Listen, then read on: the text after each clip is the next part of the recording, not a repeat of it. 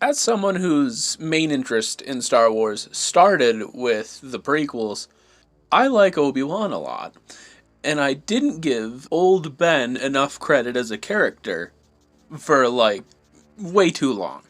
Old Ben is the first version of Obi-Wan. Sure, we see him younger later, but Old Ben is the character.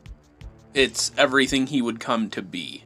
From the perspective of someone just seeing the original trilogy, all we know about him is he was a Jedi Knight, fought in the Clone Wars, became a hermit in the desert, and, oh yeah, he was the master of Darth Vader before his fall to the dark side. That's a big twist, considering he told Luke that he worked alongside his father, and not that his father became Vader. Well, we don't see much in the original trilogy of what's able to be done by a skilled Force user. Old Ben definitely is one. He's capable of mimicking sounds of creatures that his body physically couldn't mimic. He's capable with the mind trick, and at least some amount of sight through the Force rather than just his eyes.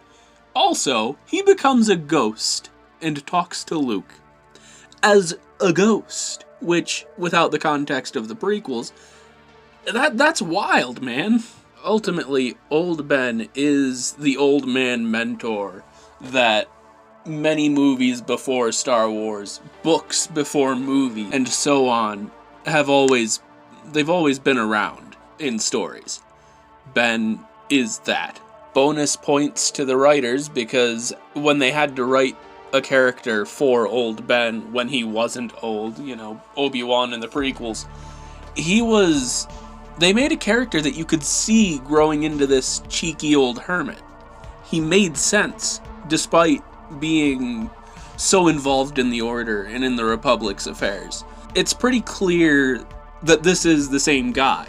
They did so well with that. Ultimately, I think the reason that Obi-Wan Kenobi in all of his iterations is so popular is because two things, I suppose. One, his consistency. He is always the same guy.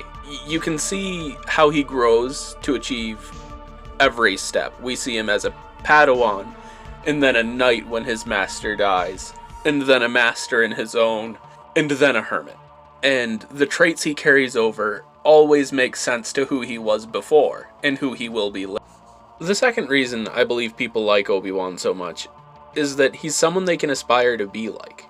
He is very confident in his abilities, and he is very skilled and quite strong. But he's also humble about it, and aware he has limits. Even when he figured his limits were probably being pushed, he continued to fight General Grievous, who did put him on the back foot. And he still tried. The confidence, persistence, and humility, I suppose, is something a lot of people wish they had. If you disagree with my assessment, please let's talk it out in the comments. I would like to make another video correcting myself if I did something wrong. Thanks for listening to my ramblings for a few minutes. I hope you all have a good day.